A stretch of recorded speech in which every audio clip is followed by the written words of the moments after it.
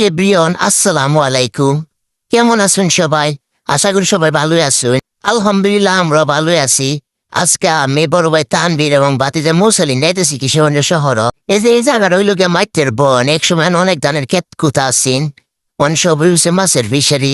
Leather গন্ধ হেনতে জান জানা কি একটা বৃষ্টি যে গন্ধ। গোচ্ছে রাতে কিশোরগঞ্জ যাওয়ার পথে মাইটের বনটা ভার হইলে পরে একটা ছোট ছোট বাজার। বাজারের ভিতরে এত উঠু একটা উঠু এলে ভরা একটা মনুষা যাওয়ার মতো জায়গা তাহে না।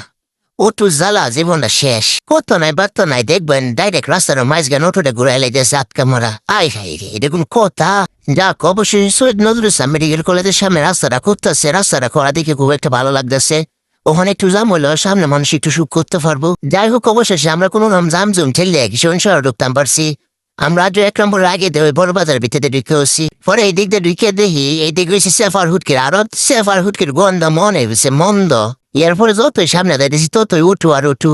কিশোরগঞ্জ শহর, অটুর শহর।